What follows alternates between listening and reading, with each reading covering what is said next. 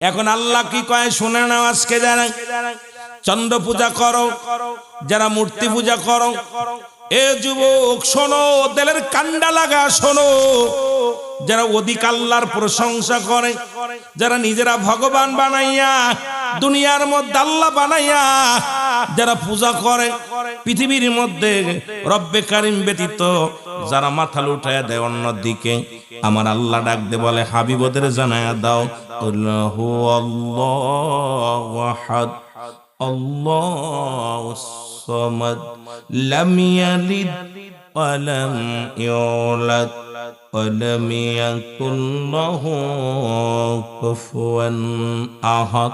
আল্লাহ ডাক দে বলে হাবিবদেরকে জানায়া দাও আমি আল্লাহ এক। আল্লাহ কয়জন? জোরে বলেন আল্লাহ কয়জন? 5-6 জন। কয়জন? এখন যারা চন্দ্র পূজা করে তাদের আল্লাহ কয়জন? 2 জন।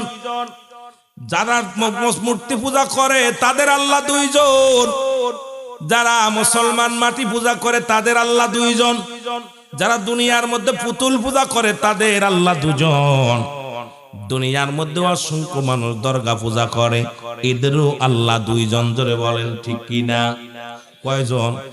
একের অধিক। আল্লাহ কয় বান্দা আমার আল্লাহ কয় হাবিব জানায়া দেন আমি আল্লাহ এক।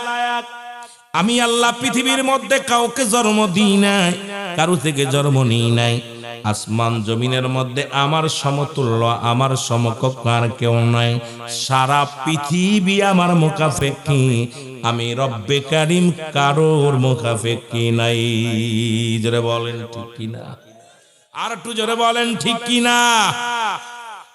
এ আমার ভাইয়েরা, আমার বন্ধুরা, আমার এটা যখন রাহমাতুল আলামিন যখন ঘোষণা করলেন, তৎকালীন জামানায় ওলিদ নামে একজন ভণ্ড, নাম কি? জোরে বলেন নাম কি? ওলিদ নামে একজন ভণ্ড। এই ভণ্ড কি করলেন? উনি লোহার সোনার পুতুল, সোনা দিয়ে একটা মূর্তি বানাইলেন। সুন্দর করে একটা পুতুল বানাইয়া এই পুতুলটার প্রতি ভক্তি শ্রদ্ধা দেয়া শুরু করলো। কারণ আমার আল্লাহর প্রতি সিজদা কখনো করে না। মুহাম্মদ কয়, আমার আল্লাহর নবী কয় আমি হলাম আল্লাহর পয়গম্বর, আল্লাহ ছাড়া কোনো মাবুদ নাই। ওলিদ কয় আমি তোর খোদারে মানি না। নিজে খোদা বানাইয়া পূজা করা শুরু করলো। কিছুদিন যেতে যেতে রাত্রে ওলিদ ঘুমায় আসে।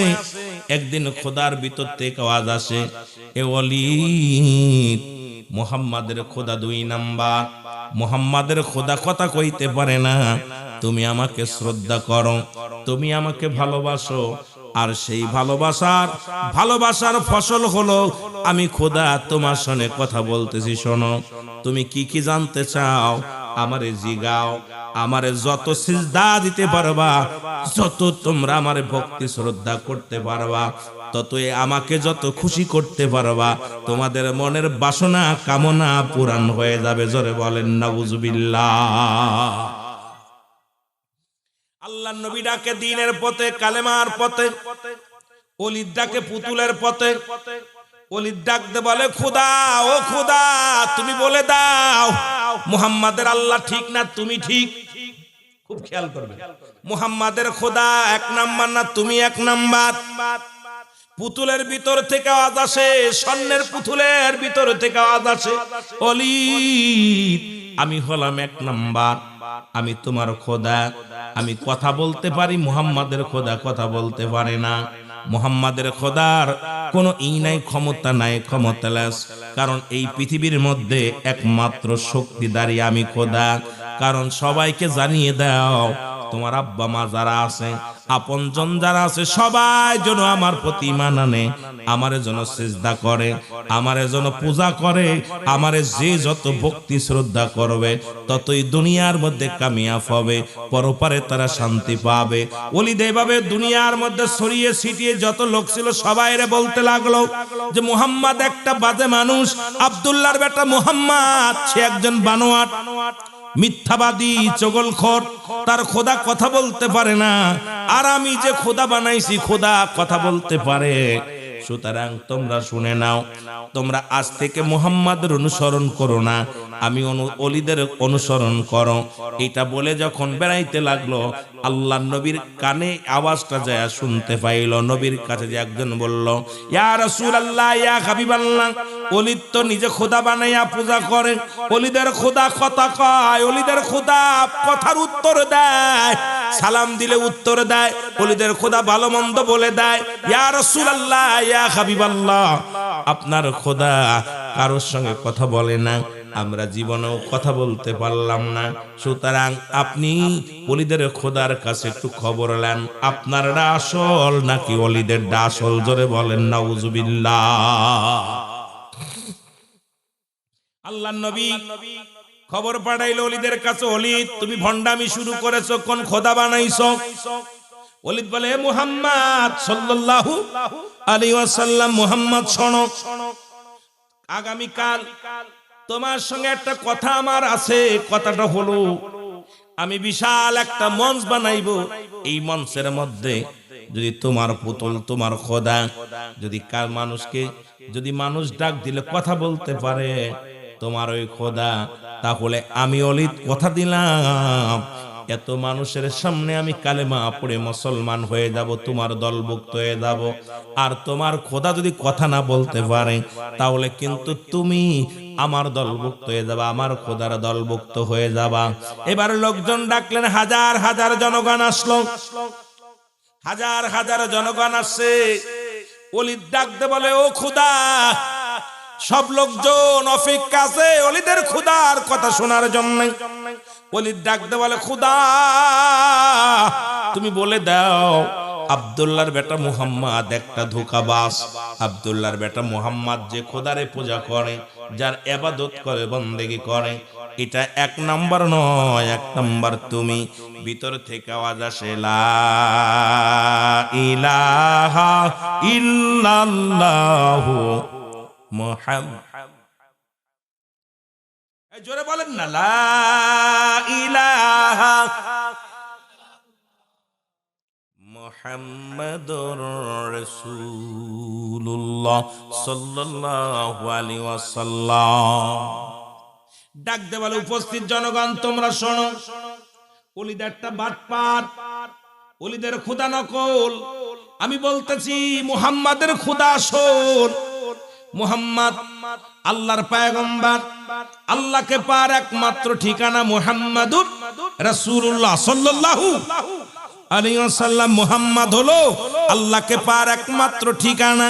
সুতরাং তোমরা যে যেখানে আছো সবাই শুনে নাও, অলিদ একটা প্রতারক, অলিদের খোদা প্রতারক, অলিদের খোদা দুই নাম্বার, মুহাম্মাদের খোদা এক নাম্বার। আব্দুল্লাহর বেটা মুহাম্মদ যে খোদার উপাসনা করে, যে খোদার গোলামি করে, তোমরা সবাই সেই খোদার গোলামি করো। জোরে বলেন মারহাবা।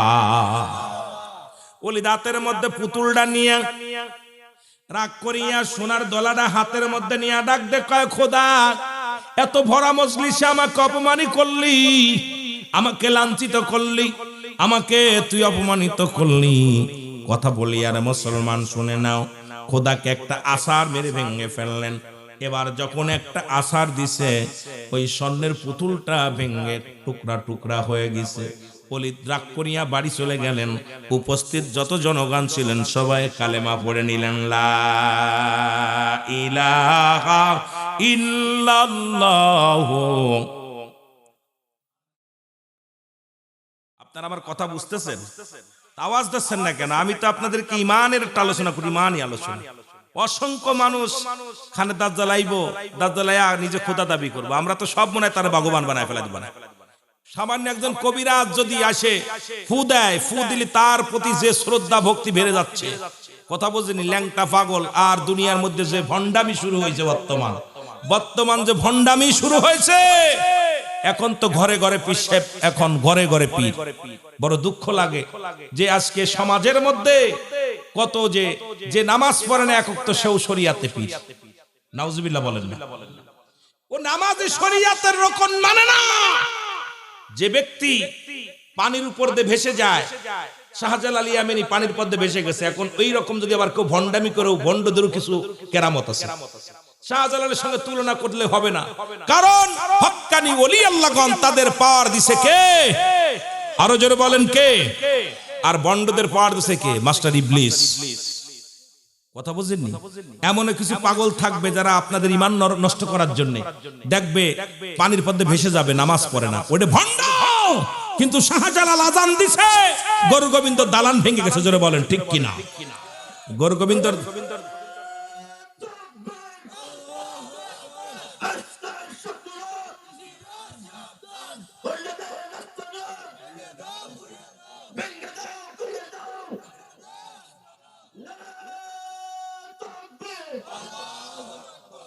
আপনার ভালো করে মনে রাখবেন, শরিয়াতের সঙ্গে যাদের মিল নাই, শরিয়াতের গর খেলাপ কোন কাজ করে, সে যদি কেরামতি দেখায় ওটা ভণ্ড।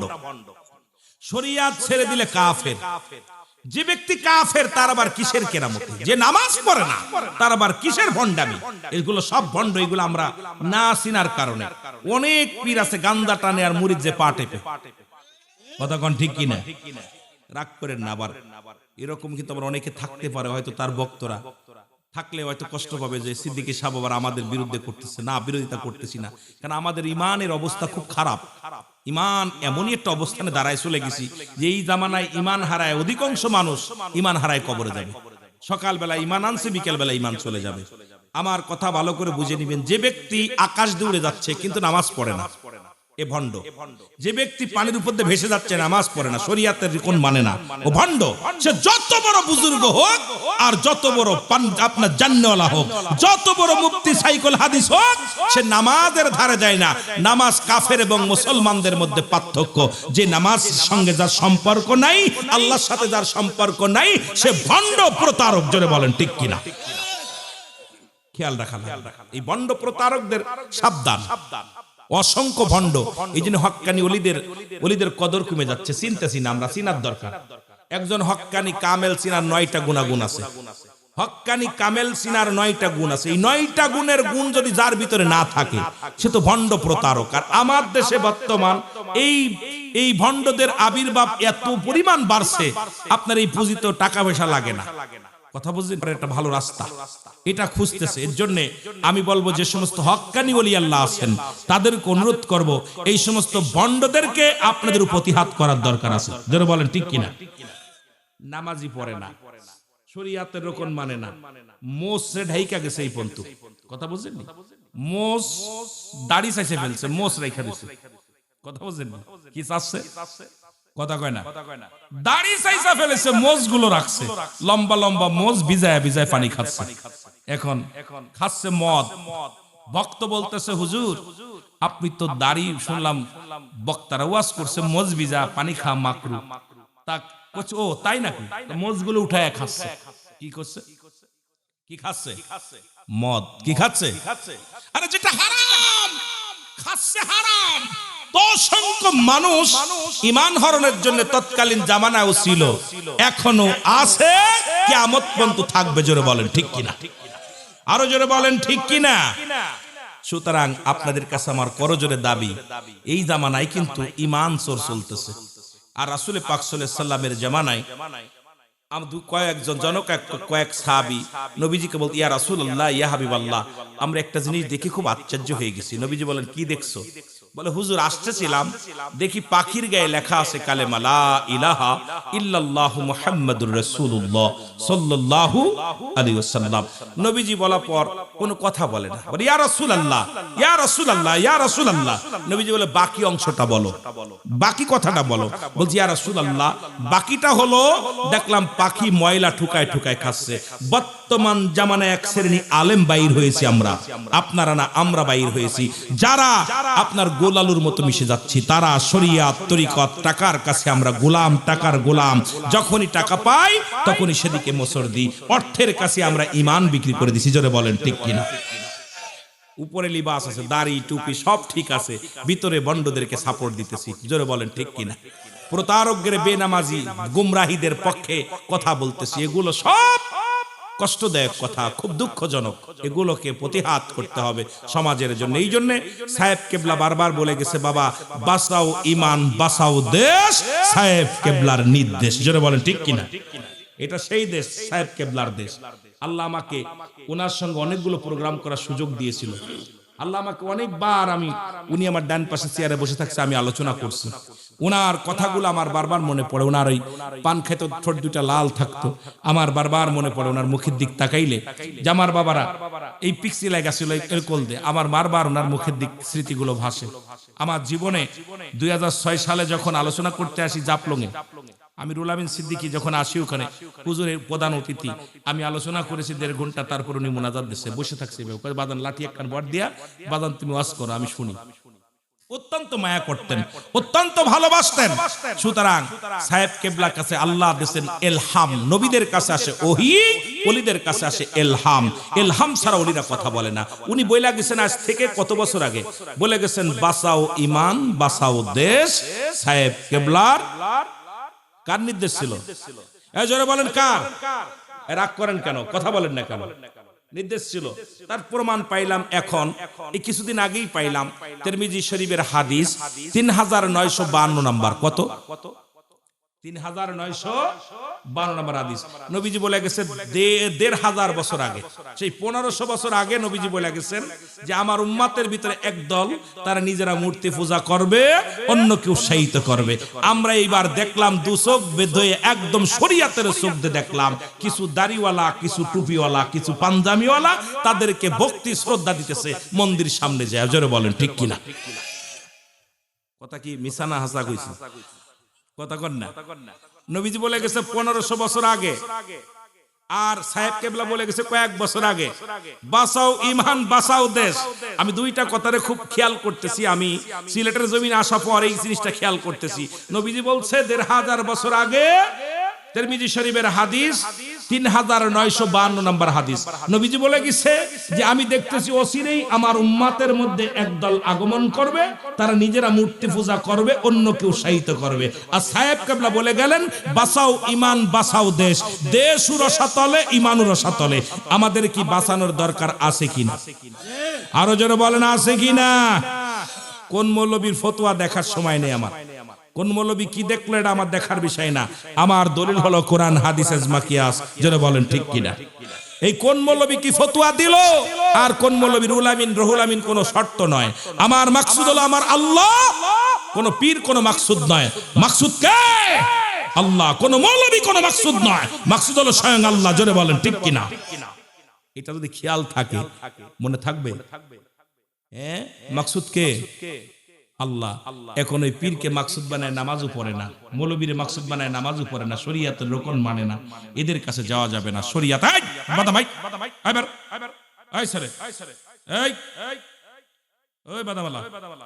ব্যবসা মেলা আছে, আমার ভাইদের ক্ষতি করবি না। এই মানুষগুলো এত কষ্ট করে গম কামাই করে কুয়াশার মধ্যে বসে আছে, পাগলগুলোর কিছু নিতে দিবি। কারণ আমি আসছে, আমাকে নিয়ে আসছে 700 কিলো দূর থেকে কিছু নেওয়ার জন্য, দেওয়ার জন্য। আমি যদি কিছু দিয়ে না যেতে পারি, আমি খোদা তাআলার কাছে কি জবাব দিব? বাদাম বিক্রি করবি তফাৎ, রিজিকের মালিক কে? যারা বলেন না কে? আমি যাইতেছি, তোর ওয়াজ দেবো, দাঁড়া একটু ধৈর্য ধর। আমার ভাইরা, আমার বন্ধুরা, রাসূল পাক সাল্লাল্লাহু আলাইহি সাল্লাম বলেন তোমরা শোনো, লা ইলাহা নাই কোন ইলাহ ইল্লাল্লাহু আকাল্লা ছাড়া মুহাম্মাদুর রাসূলুল্লাহ সাল্লাল্লাহু আলাইহি ওয়াসাল্লাম একমাত্র আল্লাহর প্রেরিত বান্দা, প্রেরিত রাসূল হলাম আমি নবী মুহাম্মদুর রাসূলুল্লাহ। আর নবী আসেন বলছেন আমি আসি দুনিয়ার মধ্যে হায়াতি খায়রুল লাকুম, আমার হায়াতের জিন্দেগিটা আমার উম্মতের জন্য কল্যাণ স্বরূপ, ওফাতি খায়রুল লাকুম, আমার নবী আমার ওফাতটাও আমার ইন্তেকালটাও মামায়াতি খায়রুল লাকুম, নবী উম্মতিরা রে এই দুনিয়া থেকে বিদায় হয়ে গেলাম, এটাও আমার উম্মতের জন্য কল্যাণ স্বরূপ। সুতরাং আমার নবীর আদর্শ, আমার নবীর চরিত্র, আমার নবীর গুণাগুণী, আমার নবীর কথা মানার দরকার আছে কি না? একবারে ক্লিয়ার। নবী বলতেছেন হায়াতি খায়রুল লাকুম, হায়াত আমার হায়াতের জন্য জিন্দেগিটা উম্মতের জন্য কল্যাণ স্বরূপ। আমি নবী উম্মতেরা যাতে গুমরাহি না হয়, উম্মতেরা যাতে পথ হারা না হয়, উম্মতেরা যেন বিপদগামী না হয়, উম্মতেরা যেন কোন দুনিয়ার মধ্যে শরীয়তের রকম মানে, এই জন্য আল্লাহ আমারে পাঠাইছে। উম্মতেরা কেমনে সংসার করবে, কেমনে গদ্দরজা করবে, কেমনে আপনার রাজনীতি করবে, কেমনে পেটনীতি করবে, কেমনে উম্মতের সঙ্গে যেমন নবী চলছে। নবীজি দুনিয়ার মধ্যে এসে বাড়ি ঘর বানাইছে, বিয়ে করছে, ছেলে মেয়ে ছিল, সবগুলো শিক্ষা দিয়েছে রাসূল পাক সাল্লাল্লাহু আলাইহি ওয়াসাল্লাম। আবার নবী বলতেছেন আমি দুনিয়া থেকে বিদায়টা যাতে অনেক উম্মত মরা লাগবে, কারণ দুনিয়াতে সমস্ত সৃষ্টি জগৎ মৃত্যু আছে, স্রষ্টার মৃত্যু নাই। এই জন্য রব্বে কারীমের দরবারে আমার নবীজি চলে গেছেন। নবী কা ওয়াফাতি খায়রুল লাকুম, আমার ইন্তেকাল শরীফটা আমার উম্মতের জন্য কল্যাণ স্বরূপ। সেই নবীকে আমরা অনুকরণ করতে চাই। জোরে বলেন চাই কি চাই না? আরো জোরে বলেন চাই কি চাই না? আওয়াজে জোর নাই, মনে হয় নবীর পক্ষে থাকতেছেন না। কার পক্ষে? সেই রাসূলুল্লাহর কাছে যেগুলো প্রিয় ছিল, রাসূলের কাছে এক নাম্বার শরীয়ত, তরিকত, হাকিকত, মারিফাত, আগুন পানি মাটি বাতাস, ইসলামী মানে হাসান, কালেমা, নামাজ, রোজা, হজ, যাকাত, শরীয়ত, তরিকত, হাকিকত। মুসলমান শুনে নাও, আগুন পানি মাটি বাতাস এগুলো, এইটা আমাদের নবী এই পাঁচটি স্তম্ভ কালেমার এক নাম্বার হলো ঈমান, কালেমা, নামাজ, রোজা, হজ, যাকাত। এক নম্বরে যখনই আপনি কালেমা পড়লেন, কালেমা পড়ার সঙ্গে সঙ্গে আপনার উপরে ও মুসলমান ইসলামের বিধিবিধান যেগুলো আছে পালন করা আপনার জন্য ওয়াজিব হয়ে যাবেন। কারণ ইসলামটা যদি ভালো না লাগে, ইসলামের বিধান যদি ভালো না লাগে, আপনি অন্য দল করেন কেউ আপনাকে বাধা দিবে না, আপনি মূর্তি পূজা করেন কেউ বাধা দিবে না।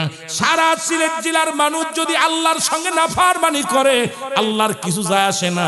আপনি যদি সারা জীবন যদি নাফরমানি করেন, নামাজ না পড়েন, শরীয়তের রকম না মানেন, আমার আল্লাহর কোনো লস আসেনি।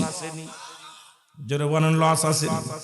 কিচ্ছু নাই, লস নাই। সুতরাং আপনার জন্য আল্লাহ রেখে দিয়েছে লিল কাফিরিন,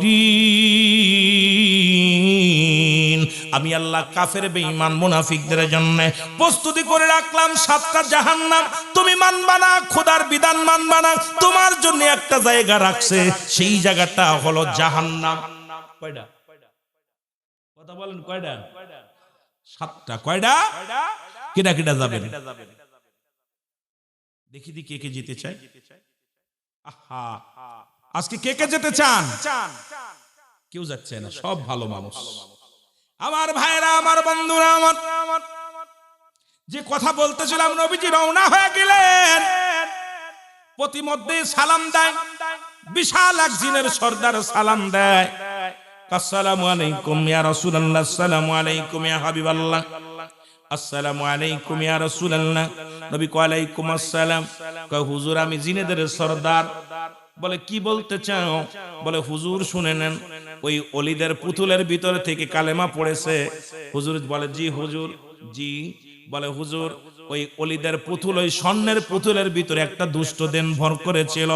দুষ্ট জিন ভর করে নিজের খোদা বলে দাবি করেছে, হাজার হাজার মানুষের ঈমান নষ্ট করেছে। ইয়া রাসূলুল্লাহ, ইয়া হাবিবাল্লাহ, আমি যখন ওই পথে আসতেছিলাম, দেখি অলিদ কথা বলে, আর অলিদের পুতুলে খোদা বানায়া, খোদা হইয়া কথা বলে। এটা আমি সহ্য করতে পারি নাই। আমি ওই পুতুলের ভিতরে প্রবেশ করে অলিদের পুতুলকে আমি শেষ করে দিছি, ওই দুষ্ট জিনটাকে হত্যা করেছি। এই নেন তরবারি, দেখেন এই তরবারি দিয়ে আমি হত্যা করেছি। আল্লাহু আকবার বলেন। এই তরবারি দিয়ে আমি হত্যা করেছি। ইয়া রাসূলুল্লাহ, ইয়া হাবিবাল্লাহ। সুতরাং ইয়া নবী গো, আমি আপনাকে ওই যে কালেমা যখন ওলিদ বলেছিল খোদা তুমি কথা বলো, তখন ওই পুতুল কথা বলে নাই, ওই কথাটাই আমি মুসলিম জিন বলেছিলাম। আমার নবী বলে কেন বললেন? বলে হুজুর মানব জাতি বানানোর আগে আমাদের আল্লাহ বানাইছে। আরে আদম নবীর সঙ্গে সাক্ষাৎ, আদম নবী বলেছে রাহমাতাল লিল আলামিন। ঈসা নবীর সাথে সাক্ষাৎ, ঈসা নবী বলছে রাহমাতাল লিল আলামিন। মুসা নবীর সঙ্গে সাক্ষাৎ, মুসা নবী বলছে রাহমাতাল লিল আলামিন, ইব্রাহিম নবী বলছে রাহমাতাল লিল আলামিন। সুতরাং আপনি নবীদের নবী, আপনি নবী কুল শিরোমণি। সুতরাং নবী গো, আপনি আমাদের নবী, কুল কায়নাতের নবী, রাহমাতাল লিল আলামিন। আর আপনার যিনি খোদা, আমারও তিনি খোদা, ওলিদের খোদা একটা ভণ্ড প্রতারক। এই জন্য তাকে দুনিয়া থেকে বিদায় করে দিছি। জোরে জোরে চিল্লায়া বলা যাবে না মারহাবা। চিন্তা করছেন? জিনের সর্দার বলতেছে হুজুর, আমি তো আদমের সঙ্গে সাক্ষাৎ হয়েছে, আমার বয়স অনেক। আদমকেও বলতে শুনেছি আপনার নাম, ইব্রাহিমকে বলতে শুনেছি আপনার নাম, মুসা নবীকে বলতে শুনেছি আপনার নাম, ঈসা নবীকে বলতে শুনেছি আপনার নাম। আপনি যে নবীকুল শিরোমণি, আপনি যে নবীদের নবী, আল্লাহর প্রিয় পয়গম্বর, এর মধ্যে কোনো সন্দেহ নাই। এই জন্য আপনাকে যখন সন্দেহ করেছিল, আল্লাহকে নিয়ে যখন কটাক্ষ করেছিল, আমি মানতে পারি নাই। এই জন্য দুষ্ট জিনটাকে আমি চিরবিদায় করে দিছি। জোরে বলেন না সুবহানাল্লাহ। আর একটু জোরে, আর একটু জোরে। সুতরাং সেই নবীর উম্মত হয়ে আমরা খুশি না বেজার? আর একটু জোরে বলেন, খুশি না বেজার? এই ওলিদের মন খারাপ, ওলিদ বেচারা খুব মনটা খারাপ হয়ে গেছে। আনলাম আমি পুতুলটারে এমন ভাঙা বাংলেন, ভাঙ্গা বসে আছে। ওই পথ দিয়ে যা আবু জেহেল, আবু জেহেল কলিদ রে তোমার কি হয়েছে?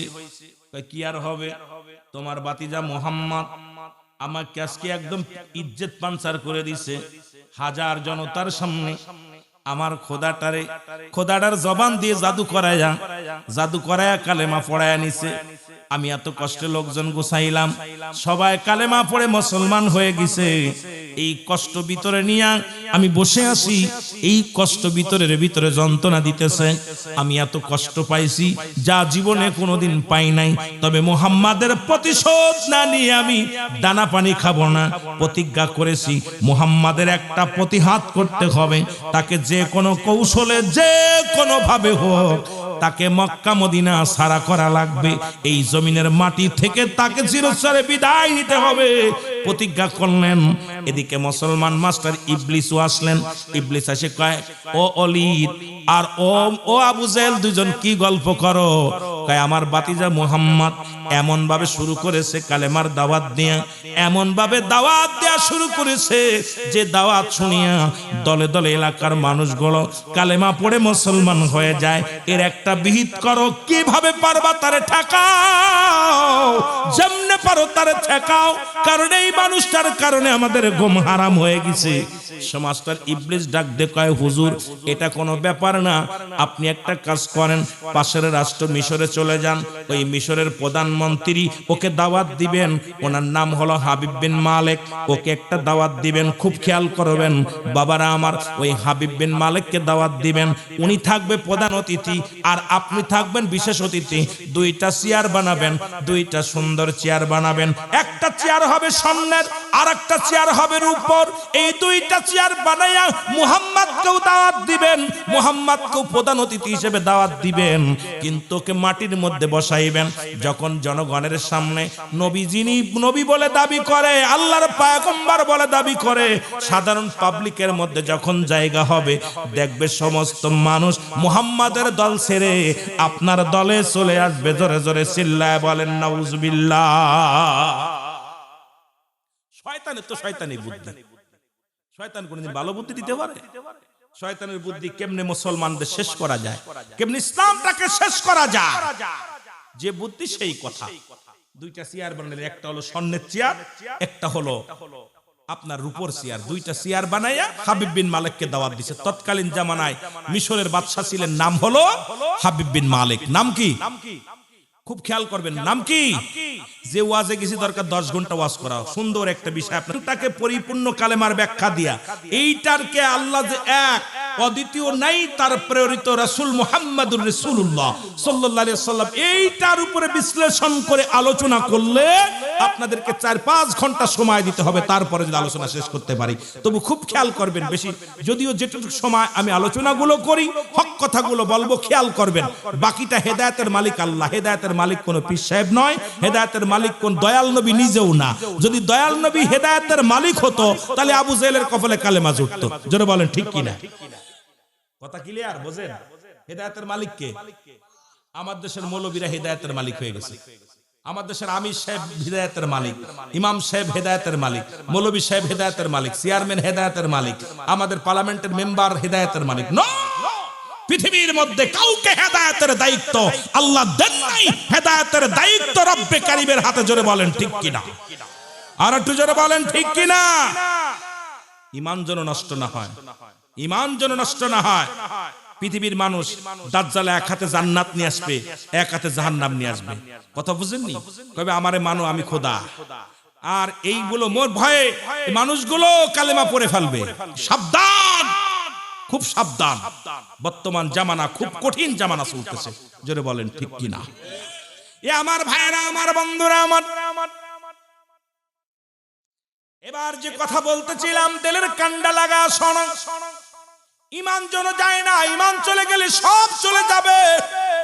ব্যক্তির জীবনের অমূল্য সম্পদের নাম হলো রূহ, আর মানব জীবনের অমূল্য সম্পদের নাম ঈমান। রূহবিহীন যেমন বডির মূল্য নাই, ঈমানবিহীন কোনো আমলের মূল্য নাই। ঈমান চলে গেলে সব শেষ। আহা, চোরে চুরি করতে আসলে কিছু থাকে, আর আগুন ধরলে সব শেষ। জোরে বলেন ঠিক কিনা? তো ঈমান যদি চলে যায়, আপনার নামাজ রোজা সব শেষ। রূহ যদি চলে যায়, সুন্দর বডির কোনো মূল্য নাই, এই বডির কোনো দাম নাই। দেখতে শুনতে চেহারা অনেক বালা, হাত পা বালা, সব বালা, কিন্তু রূহটা নাই। কোনদি আমার কোনো দাম আছে? কথা কন না কেন? দাম আছে? ওই যে শুয়ে আছে ওই জায়গায় একজন দেখলাম, ওনা যদি রূহ থাকতো উনি জীবনও শুইতো না। কথা কন ঠিক কি না? উনি থাকতো আমাদের মতো এরকম জীবিত থাকতো, এরকম বৈশা বসে থাকতো, কিন্তু সবচেয়ে মূল্যবান বস্তু হলো তার রূহটা। এটা চলে গেছে। চলে যাওয়ার কারণে এই বডির কোনো মূল্য নাই, বডিটা তাড়াতাড়ি দাফন করছে। তদ্রূপ ঈমান যদি চলে যায়, নামাজ রোজা হজ যাকাত কুরবানি সব শেষ। যেন ঈমান না যায়। চলে বলেন, জোরে বলেন ঠিক কিনা? আমার ভাইরা, আমার বন্ধুরা, আমার হাবিব বিন মালিক আসলেন, উনি স্বর্ণের চেয়ারের মধ্যে বসলেন, আর আবু জেহেল রূপোর চেয়ারে বসলেন। রহমতের নবী ধীরে ধীরে গুটি গুটি পায়ে আসলেন। এসে দেখে হাজার মানুষ, হাজার জনতা বিশাল মজলিসের মধ্যে সমাবেশে বসে গিয়েছেন। নবী আমার পিছনে যে জায়গা পাইছে, জায়গার মধ্যে বসার জন্য প্রস্তুতি নিয়েছে। আমার আল্লাহ কয়, জিবরিল তাড়াতাড়ি যা, আমার হাবিব যেন এই মাটির মধ্যে না বসে রে। আজকে যদি আমার হাবিব মাটির মধ্যে বয়া যায়, আমার ইজ্জতের কসম লাগে রে, তাড়াতাড়ি যা। কারণ এই দুনিয়ার মধ্যে আমি স্বর্ণ বানাইলাম আমার হাবিবের খাতিরে, আমি রূপা বানাইলাম আমার হাবিবের খাতিরে, আমি আসমান জমিন যা কিছু করলাম আমার হাবিবের খাতিরে। আজকে আমার হাবিব মাটিতে বসবে, আমার নবী মাটির মধ্যে বসবে, আর আবু জেহেল স্বর্ণের চেয়ার, রূপার চেয়ারের মধ্যে বইব, হাবিব বিন মালিক চেয়ারের মধ্যে বইব। আমি আল্লাহ মানছি না, তাড়াতাড়ি যা, তাড়াতাড়ি যা, আমার হাবিব যেন মাটির মধ্যে না বসে। জোরে জোরে চিল্লা বলা যাবে না আমার হাবা। জিবরিল আমিন একা, হুজুর আল্লাহ পাক আপনাকে হুকুম দিয়েছে, খবরদার আপনি মাটির ভিতর বসেন না, দাঁড়ান। আর নবীজিকে দেখে আবু জেহেল বলতেছে, উপস্থিত জনগণ দেখেন, তিনি যদি নবী হবে তাহলে কথার প্রতিশ্রুতি ভঙ্গ করছে। কারণ উনি নিজেই বলছে তিনটা চরিত্র যার ভিতর থাকবে সে নাকি মুসলমান বলে দাবি করতে পারবে না। তো উনি মুসলমানদের লিডার, উনি নিজে বলছে যে কথা বলে, মিথ্যা বলে, আমানতের খেয়ানত করে, প্রতিশ্রুতি ভঙ্গ করে। উনাকে আমি দাওয়াত দিলাম 10টায় অনুষ্ঠানে আসবেন, উনি দাওয়াতটা কবুল করছে, অথচ দেখেন এখন উনি আসেন নাই। 2 নাম্বার, উনাকে আসতে বলছে, উনি আসেন নাই। 3 নাম্বার, উনি মিথ্যা বলছে জাবানে। তিনটাই মুহাম্মাদের মধ্যে 3টা গুণ আছে। বলেন দি সে কি মুসলিমের নেতা হতে পারে? উপস্থিতরা কয় না তো। এদিকে নবীজি পিছনে এসে দাঁড়ায় আছে, নবীজিকে দেখে ঠাট্টা মস্করা শুরু করছে আবু জেহেল। আমার রাসূল দাঁড়িয়ে আছে, আমার আল্লাহ ডাক দে বলে, জিবরিল তাড়াতাড়ি যা, কারণ আমার হাবিবের কষ্ট পায়, আমার ইজ্জতের কসম, আমি আল্লাহর কসম, যা হাবিব বিন মালিককে চেয়ার থেকে উঠা। জোরে বলেন না মারহাবা। আর একটু জোরে। হাবিব বিন মালিকের কাছে জিবরিল আমিন আসলেন, দাঁড়ায় আছে জিবরিল, আল্লাহ কেমনে উঠাইবো, ও তো ওঠে না, কেমনে উঠাইবো? কয় ডান কান ধরে টান মারবি, কান ধরে টান মার। হাবিব বিন মালিকের ডান কান ধরে যখন টান মারছে, হাবিব বিন মালিক এই কেডা রে, আবু জেহেল কয় পাগলামি শুরু করলে নাকি? তুমি প্রধান অতিথি, তুমি এরকম ফালাফালি করলে মানুষ তোমার পাগল করবো, বাদ্দর কইব, রাখো, কারণ তোর কান ছিঁড়ে ফেলতেছে। কান তাহলে মোহাম্মদ কি জাদু খাটাইলো নাকি? কান দেখে রক্ত পড়ে। মুসলমান জিবরিল আমিন আল্লাহ ওঠে না, কয় ডান কান বাম কান ধর, বাম কান ধরে টান মার। কি রে, জিবরিল তো কেউ দেখতেছে না, নবী দূর থেকে হাসতেছে। খেলা জিবরিল দেখতে, জিবরিল কি করে, রাসূল ওই পাশে সামনে দাঁড়ায় দাঁড়ায় হাসতেছে। এদিক আবু জেহেল চিন্তা করে, হলো কি, কি জাদু শুরু হলো? হাবিব বিন মালিক খালি ফালাফালি শুরু করছে, কান ছিঁড়ে রক্ত বেরিয়েছে, ওঠে না। আমার আল্লাহ কয় উঠছে নি, কয় না, কয় দুই কান ধরে টান মার।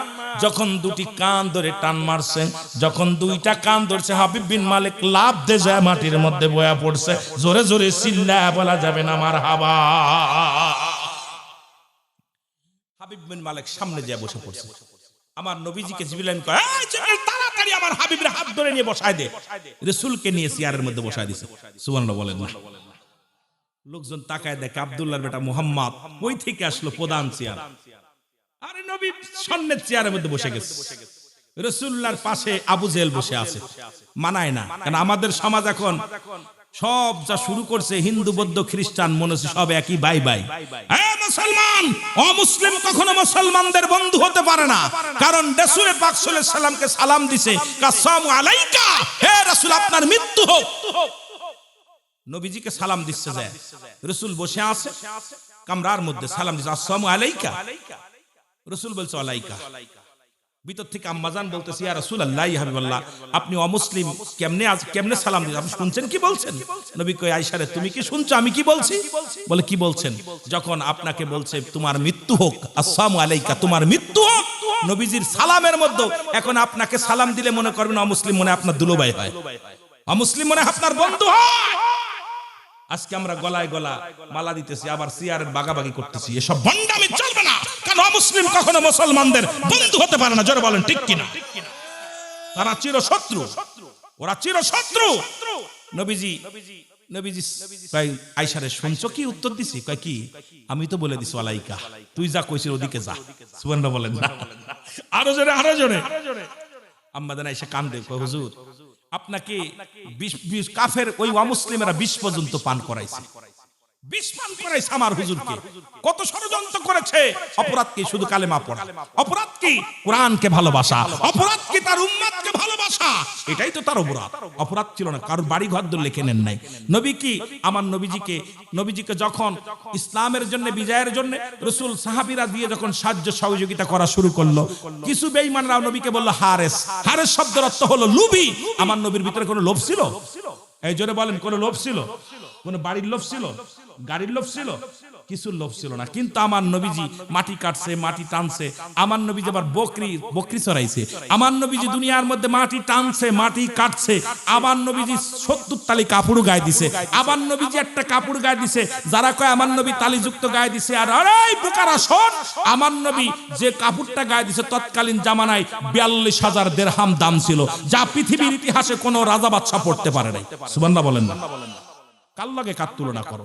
নবী মাটি কাটছে, যদি কোনো ধনী কোনো গরিব মানুষ, আজকে এখানে কর্মজীবী মানুষ আছেন যারা, যাতে কেউ কষ্ট না পায়, যাতে কেউ বলতে পারে না, আজকে যারা মাঠে কাজ করতেছেন, ভ্যান চালাচ্ছেন, রিক্সা চালাচ্ছেন, আপনার নবীর খাসলাতটা আপনার ভিতর আছে, আপনি যাতে বলতে না কষ্ট দিল। আবার যিনি রাজত্বই পালন, যারা এমপি মন্ত্রী, তারা যেন গুমরি কর না, অহংকার না করে, কিন্তু আমার নবী বাদশারও বাদশা ছিলেন। জোরে বলেন ঠিক কিনা? কোন ব্যক্তি সিরাক যুক্ত কাপড় যদি গায়ে দেয়, সেজন্য দুঃখ প্রকাশ না করে, কারণ আমার নবীজি তালিযুক্ত কাপড় গায়ে দিয়েছে। নবীজি বলছে, আমার উম্মতিরা রে, আমিও নবী তালিযুক্ত গায়ে দিলাম যাতে তোরা কষ্ট না পাস। আবার দামি পোশাকও গায়ে দিছে, কেউ যেন দামি কাপড় পরে যেন অহংকার না করে। আমার নবীজি বিয়ে করলেন, বয়াত যখন, আরে এই আলোচনা কোথায় দেবো ভাই, শেষ করা যায় নাকি? সব আলোচনা করে এই সমস্ত গুণগানকে কি শেষ করা যায়? আমার বাজানরা আমার রাসূল কি করছে দেখছেন? আমার নবীজি প্রথম বিয়ে করলেন, বয়স যখন নবীজির বয়স যখন 25, আম্মাজান খাদিজার বয়স তখন 40। নবীজি বিয়ে করলেন, আবার নবীর বয়স যখন 53 বিয়ে করলেন বাজান, বিয়ে করলেন আম্মাজান আয়েশা সিদ্দিকারে, তখন আয়েশার বয়স মাত্র 6 অথবা 7 বা 9 বছরে বাসর। এ মুসলমান, এটার প্রমাণ দিয়ে গেলেন নবীজি, তোমার স্বামী যদি বুড়া হয় খবরদার তাকে কখনো বুড়া বলবি না, তাকে সম্মান করবা। তোমার স্বামী যদি ছোট হয় বয়সে তবু তাকে সম্মান করবা। সুবহানাল্লাহ বলেন না? নবীজির সবগুলো রেখে গেছেন, ওই যে বলে হায়াতি খায়রুল লাকুম। নবীর হায়াতের জিন্দেগিটা উম্মতের জন্য কল্যাণ স্বরূপ, কারণ আমি আপনি দিক নির্দেশনা দেওয়ার জন্য নবী আসছে। সুতরাং শরিয়াত, তরিকত, হাকিকত, মারিফাত, নবীর গুণে গুণান্বিত হলে আপনার জীবনটা একদম সুন্দর হয়ে যাবে, আর শয়তানের গুণে গুণান্বিত হলে আপনার জীবনটা জাহান্নামী হয়ে যাবে। জোরে বলেন ঠিক কিনা? আমরা কি নবীর গুণে গুণান্বিত হতে চাই কি চাই না? রাসূল চাইবেন আর সপ্তাহে 7 দিন শেভ করবেন আর কোন নবীর ভালোবাসি। আল্লাহর রাস্তে রাসূলের দায়মি সুন্নাত দাড়ি রাখা, এটার ভিতর হাত দিবেন না। সুন্নাত গুলো রাখবেন, নবীজির ভালো 5 ওয়াক্ত আল্লাহর হুকুম পালন করবেন, নবীর সুন্নাত তরিকায় চলবেন, শান্তি পাবেন। জোরে বলেন না মারহাবা। আমার ভাইয়েরা, আমার বন্ধুরা, আমার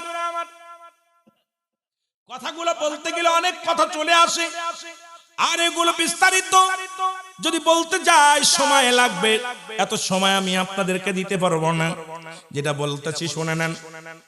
এবার আমার আল্লাহ ডাক দেখায়, ও জিবরিল তাড়াতাড়ি যাও আমার হাবিবের পাশে, আমার হাবিবের পাশে, আমার দোস্তর পাশে, রাহমাতুল লিল আলামিনের পাশে। ওই শয়তানটারে মানায় না, কারণ আবু জেহেল বসে আছে বাম পাশে, আমি মানাই না। আমার জিবরিল আমিন ডাক দেখাল্লাম, কোন নিয়ম? একই নিয়ম, একই নিয়মে ধরো, কান ধরো। আর যখন আবু জেহেলের কানের মধ্যে হাত দিচ্ছে, হাবিব বিন মালিক কি হলো দোস্ত, একটু আগে আমারে ধমক দিলে, এখন তুমি চিল্লাও কে? কানে হাত দিচ্ছে, কান দিয়ে রক্ত পড়ছে দরদর করে। কি বসে? ডান পাশে বসে আছে মুহাম্মদ। আবু জেহেলের তো মাথা খারাপ, যারে বসাবো না নিচেই বসাবো, সে বসে চেয়ারে, সামনের চেয়ারে। কি একটা বিপদ! রাগেতে ফুলতেছে, কোথাও পারছে না, সহ্য করতে পারছে না। বাম কান ধরছে, ওঠে না। আবু জেহেলের 2 কান ধরে টান মারছে, আবু জেহেল চেয়ার ছাড়ে না, চেয়ার ধরে উঠে দাঁড়ায় গেছে। চেয়ার ছাড়ে না, কারণ হাবিব বিন মালিক চেয়ার ছাড়ছে, চেয়ার চলে গেছে, দখলে চলে গেছে। এইটা যদি আমি ছেড়ে দিই দখলে চলে যাবে, ছাড়া যাবে না। আমার আল্লাহ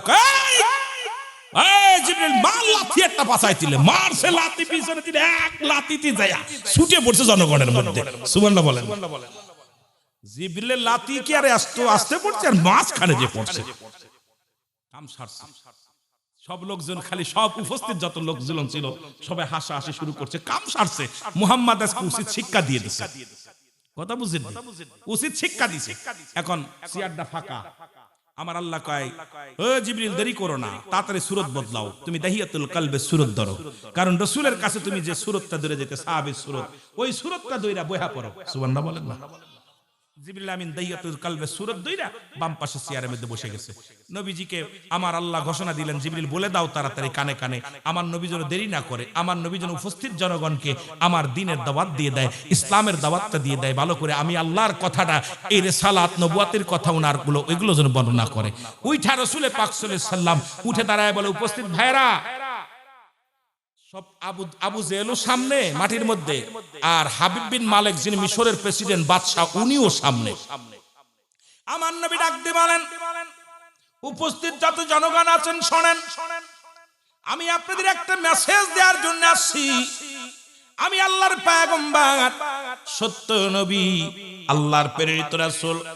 আমি আপনাদের কাছে বলে যাই, লা ইলাহা ইল্লাল্লাহু মুহাম্মাদুর রাসূলুল্লাহ সাল্লাল্লাহু আলাইহি ওয়াসাল্লাম। আমার মেসেজটা হলো, আল্লাহ ছাড়া কোনো মাবুদ নাই, আল্লাহ ছাড়া কোনো ইলাহ নাই। কে কে মানেন? সব লোকজন কয় মানি, সবই মানি। আর আমি যে তার পয়গম্বর, আমি আল্লাহর প্রেরিত রাসূল বা বান্দা, আপনারা কে কে মানেন? সবাই কয় মানি। সবাই তাহলে আমার সঙ্গে পড়ে নেন, উপস্থিত যত জনগণ ছিলেন সবাই কালেমা পড়ে মুসলমান হয়ে গেছে। লা ইলাহা ইল্লাল্লাহু মুহাম্মাদুর রাসূলুল্লাহ সাল্লাল্লাহু আলাইহি ওয়াসাল্লাম। সুতরাং ইসলাম তাদের কত শান্তি, নবীকে বলছে বায়নাত, উত্তম ব্যবহার, উত্তম আখলাক, উত্তম চরিত্র, যা আমার রাসূলকে দিয়েছে আল্লাহ, পৃথিবীর মধ্যে আপনাকে সেটা দেয় নাই।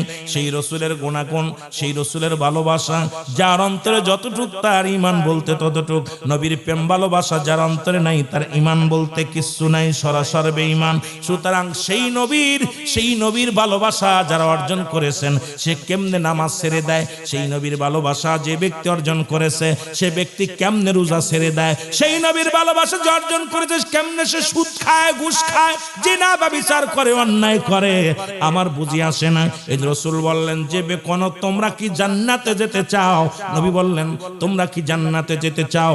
সাহাবীরা বলে কে বা না চায়? আপনারা হাত উঠাইছিলেন। নবীজি বললেন আজ থেকে 5 ওয়াক্ত সালাত, 5 ওয়াক্ত নামাজ সময় মতো যে ব্যক্তি আদায় করতে পারবে, আমি নবী ওয়াদা করলাম তার হাত ধরে জান্নাতে নিয়ে যাব। খুব খেয়াল, রাসূলুল্লাহ বলছেন আপনারা কি আমার সাথে জান্নাতে যেতে চান? সাহাবীরা বলছে হুজুর কে বা না চায়?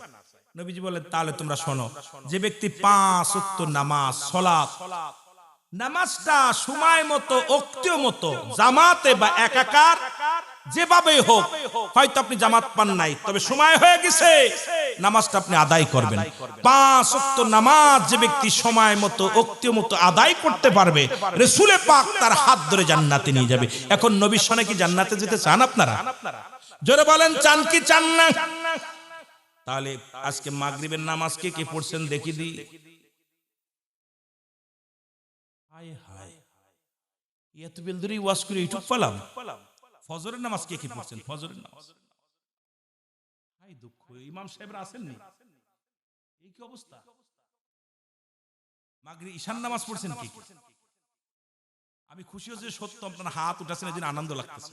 আপনাদের ঈমান আর যারা উঠান না এদেরকে বেশি ধন্যবাদ জানাই, যে তারা সত্য আছে প্রকাশ, মিথ্যা বলে সমস্ত পাপের মা হলো মিথ্যা। একেতে পড়ি নাই, আবার মিথ্যা কথা কই হাত উঠায়, আরো গুনাহগার। জোরে বলেন ঠিক কিনা?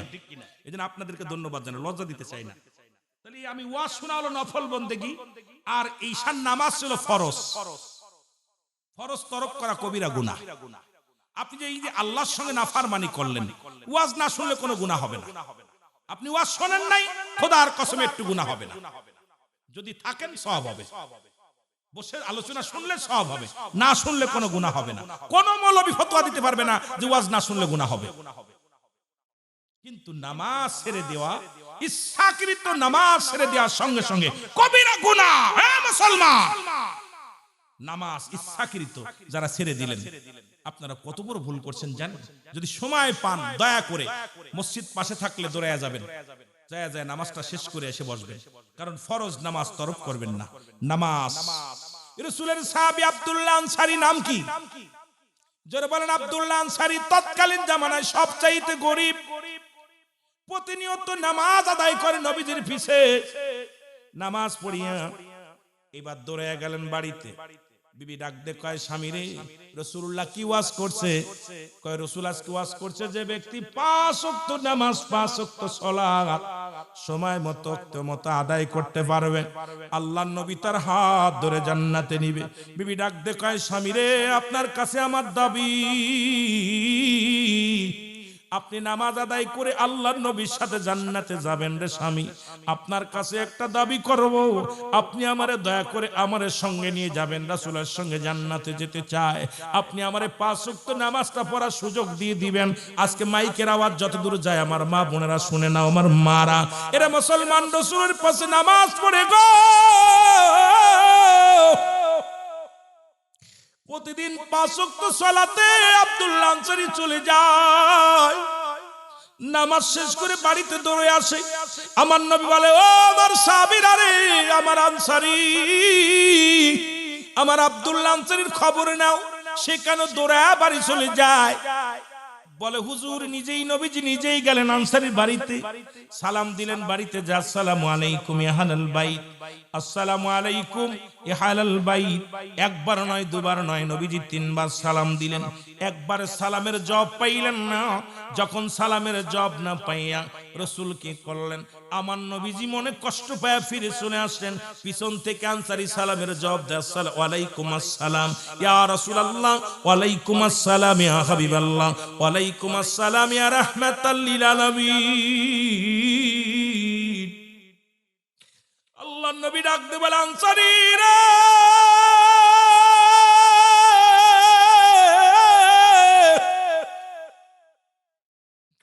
তুমি আজান শুনে তুমি নামাজ, তোমাকে আমি সালাম দিয়েছিলাম, সালামের উত্তর তুমি দিলা, তার মানে আর বুঝতে বাকি নাই তুমি সালাম পেয়েছিলে, উত্তর দিয়েছো, সালাম তুমি কানে শুনেছিলে। আনসারী বলে, ইয়া রাসূলুল্লাহ ইয়া হাবিবাল্লাহ, নবী গো, আমি আপনার সালাম উত্তর দিতে পারি নাই। আপনার সালাম আমি 3 বারই কানে শুনেছিলাম, কিন্তু 3 বারের একবারও আমি উত্তর দিতে পারি নাই। নবীজি বললেন, কেন দিলা না? বলে, ইয়া রাসূলুল্লাহ ইয়া হাবিবাল্লাহ, আমি কেন সালামের জবাব দিই নাই? যদি আপনি দয়া করে আমার সাথে আমার বাড়িতে যাইতেন, তাহলে আমি বলতে পারতাম আমি কেন সালামের জবাব দিই নাই। আল্লাহর নবী ডাক দিয়ে বলে, আনসারী চলো যাই, চলো যাই। আনসারী এবার রাসূলুল্লাহ চলে গেলেন। যখন ঘরের মধ্যে গেলেন, আনসারী যখন দরজা খুলে দিছে, দেখে রে ঘরের মধ্যে বিশাল একটা গর্ত খোঁড়া। নবীজি ডাক দিয়ে বলে, আনসারী রে, তোমার ঘরের মধ্যে এত বড় গর্ত খোঁড়া কেন? বলে, ইয়া রাসূলুল্লাহ ইয়া হাবিবাল্লাহ, যখন আপনি আমারে সালাম দিয়েছিলেন আমি উত্তর দিতে পারি নাই নবী গো, কারণ আমি এই গর্তের মধ্যে উলঙ্গ অবস্থায় বসেছিলাম, গায়ের মধ্যে কোনো পোশাক ছিল না, আব্দুল্লাহর গায়ের মধ্যে কোনো পোশাক ছিল না। নবীজি বলে, আনসারী তুমি কি বলতে চাও? বলে, ইয়া রাসূলুল্লাহ ইয়া হাবিবাল্লাহ, যখন আপনি আমাকে সালাম দিয়েছিলেন তখন আমার বিবি নামাজগত অবস্থায় ছিল, আর এই জন্য আমি আপনার সালামের জবাব দিতে পারি নাই। নবী বলে, কি বলো? বলে, হুজুর, আমাদের স্বামী স্ত্রী মিলে এক টুকরা কাপড়, মাত্র একখানা কাপড়, যখন আজান পড়ে যায় মসজিদে, এক দড়ি আমি মসজিদে চলে যাই, আমার বিবি উলঙ্গ হয়ে গর্তের মধ্যে বয়া থাকে, আবার আমি সালাম দিয়ে শেষ করে নামাজ শেষ করে বাড়িতে দৌড়ে আসিয়া গর্তের মধ্যে প্রবেশ করি। ইয়া রাসূলুল্লাহ ইয়া হাবিবাল্লাহ, আমি সঙ্গে সঙ্গে কাপড়টা খুলে দিই। ওই কাপড়টা খুলে আমি যখন এই গর্তের মধ্যে বয়া থাকি, আমার বিবি নামাজে দাঁড়ায়া যায়। ইয়া রাসূলুল্লাহ ইয়া হাবিবাল্লাহ, এই কারণে আমি উলঙ্গ থাকার কারণে আমি আপনার সালামের জবাব দিতে পারি নাই। আমার নবী চোখের পানি ছেড়ে ডাক দিয়ে বলে, আনসারী, আনসারী রে, আমি নবী কথা দিলাম রে, আমি নবী কথা দিলাম, এক কাপড়ে স্বামী স্ত্রী দুজন নামাজ আদায় করেছো, আমি নবী কথা দিলাম রে আনসারী, ইয়াউমাল কিয়ামতের ময়দানে আমি নবী তোদের দুজনকে আমি হাত ধরে জান্নাতে নিয়ে যাব। জোরে জোরে চিল্লায় বলা যাবে না মারহাবা। আমার ভাইরা গভীর মনোযোগ। সুতরাং এই নবীজির ভালোবাসা, এই নবীজির প্রেম, এই নবীজির মহব্বত, আপনি বলেন দিয়ে আপনাদের গ্রামে সিলেট জেলায় এমন কোন গরিব মানুষ আছে যার এক টুকরা কাপড় আছে? কথা বলেন না কেন? যে পাগল তার 2-4টা টুকরা, যে ভিক্ষা করে খায় তারও 5-6 টুকরা কাপড় আছে। এরপরে যদি নামাজ না পড়ে, এই হিসাবটা আপনি কেমনে দিবেন? আজকে যারা নামাজ পড়লেন না তাদের কি একটা কাপড় আছে? এই কথা বলেন না কেন? একটা কাপড় 2-4টা আছে, তাহলে আপনি কেমনে জবাব দিবেন? যদি সাহাবীরা যদি এক কাপড়ে নামাজ পড়তে পারে স্বামী স্ত্রী মিলা, আপনারা কেন পারবেন না? আমার বুঝি আসে না রাসূলের সাহাবীরা নামাজের প্রতি কত যত্নবান ছিলেন। রাসূল পাক সাল্লাল্লাহু আলাইহি ওয়াসাল্লাম দেখেন নামাজের কত যত্ন হতেন। আর এখন তো নামাজে যা দাঁড়ায়, নামাজ দেখুন ওই লা ইল্লা বিহুজুর মানে হাফিজুল কোরআন নামাজ সালাত মানে নামাজ, লা সালাতা ইল্লা বিহুজুরিল কোরআন। এই মুসলমান না কখনো ইল্লা ব্যতীত হুজুর মানে হাফিজ, কোরআন মানে আফতা, সালাত মানে